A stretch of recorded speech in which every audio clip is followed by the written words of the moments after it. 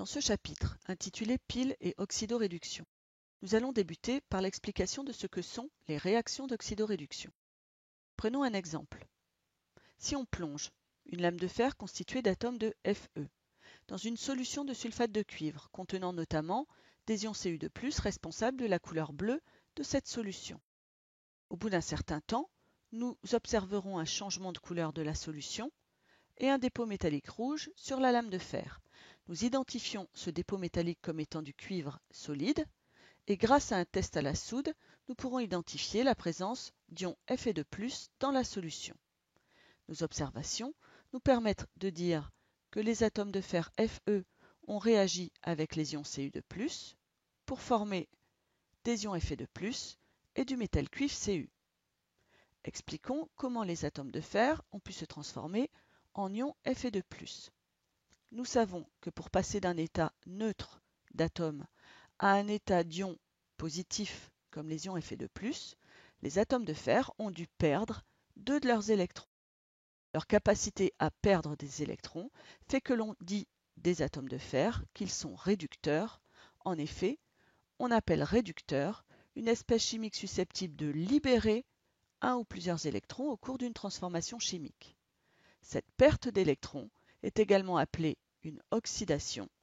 C'est ce qui se produit ici lors de la transformation des atomes Fe en ions Fe2+. Expliquons maintenant comment les ions Cu2+ se sont transformés en atomes de cuivre Cu. Nous savons que pour passer d'un état d'ion positif 2+ à un état d'atome neutre, les ions Cu2+ ont dû gagner 2 électrons. Leur capacité à gagner 2 électrons fait que l'on considère les ions Cu2+ comme des oxydants.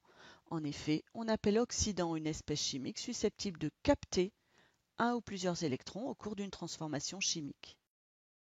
Ce gain d'électrons est également appelé une réduction, et c'est d'une réduction qu'il s'agit lors de la transformation des ions Cu2+ en atomes de cuivre Cu. Ainsi, l'oxydation, c'est-à-dire la perte d'électrons de la part du réducteur Fe, et la réduction, c'est-à-dire le gain d'électrons de la part de l'oxydant Cu2+, s'effectuent simultanément. En effet, les 2 électrons libérés par les atomes de fer sont immédiatement captés par les ions cuivre 2 sans être libres en solution. Au cours d'une réaction d'oxydoréduction, les électrons sont directement transférés d'un réactif à l'autre. C'est pour cela qu'ils n'interviennent pas dans l'écriture de l'équation bilan de la transformation chimique. Voyons maintenant la notion de couple oxydant-réducteur. À chaque oxydant est associé un réducteur. Reprenons l'exemple vu précédemment et l'oxydant Cu2+, qui en captant 2 électrons, s'est transformé en Cu. Le Cu sera qualifié de réducteur associé à l'oxydant Cu2+. Ces 2 espèces associées formeront un couple oxydant-réducteur. Ce couple s'écrit en mettant la formule de l'oxydant à gauche et la formule de son réducteur associé à droite. La relation qui lie un oxydant et son réducteur associé est appelée une demi-équation. Cette demi-équation peut s'écrire en mettant la formule de l'oxydant plus les électrons égale la formule du réducteur associé. C'est ce que nous avons fait ici en rendant compte de la transformation de l'oxydant Cu2+ en son réducteur associé Cu. Ou alors, on peut également écrire cette demi-équation en mettant la formule du réducteur égale la formule de son oxydant associé plus les électrons libérés par le réducteur. C'est de cette façon que nous avons écrit la demi-équation rendant compte de la transformation du réducteur fer Fe en son oxydant associé Fe2+, le Fe ayant alors libéré 2 électrons. Ces 2 espèces chimiques associées sont notées de la façon suivante. Fe2+, l'oxydant toujours à gauche du couple, et Fe, son réducteur associé, à droite. Ici, j'ai fait figurer les 2 espèces réactives de la transformation en couleur, de façon à bien mettre en évidence que l'oxydant d'un des 2 couples réagit avec le réducteur de l'autre couple.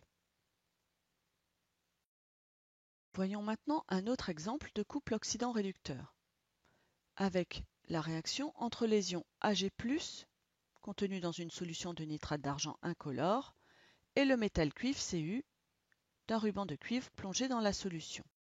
Au bout d'un certain temps, nous pouvons nous rendre compte que la solution initialement incolore s'est colorée en bleu, couleur caractéristique de la présence des ions Cu2+, et qu'un dépôt métallique gris s'est déposé sur le ruban de cuivre.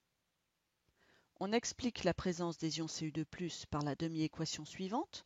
En effet, les atomes de cuivre du ruban ont libéré 2 électrons et ont permis la formation des ions Cu2+. Dans l'écriture de cette demi-équation, on se rend compte que ce sont cette fois-ci les réducteurs du couple Cu2+Cu qui réagissent pour former l'oxydant associé. On explique la formation du solide métallique par la réduction des ions argent Ag+. En effet, ces ions argent Ag+ ont capté des électrons pour se transformer en atomes d'argent Ag. Ici, les atomes d'argent sont le réducteur associé du réactif Ag+, oxydant. Au cours de cette transformation chimique, 2 électrons ont été libérés par l'atome de cuivre. Ces 2 électrons vont donc être captés par 2 ions argent pour former 2 atomes d'argent Ag. Ici, un atome de cuivre satisfait par la libération de ces 2 électrons, 2 ions argent à la fois.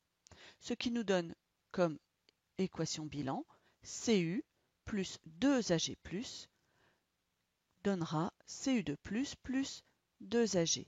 On se souvient que les électrons libérés au cours de cette oxydation ne peuvent pas rester libres en solution. Il est donc nécessaire qu'ils soient immédiatement captés par suffisamment d'oxydants.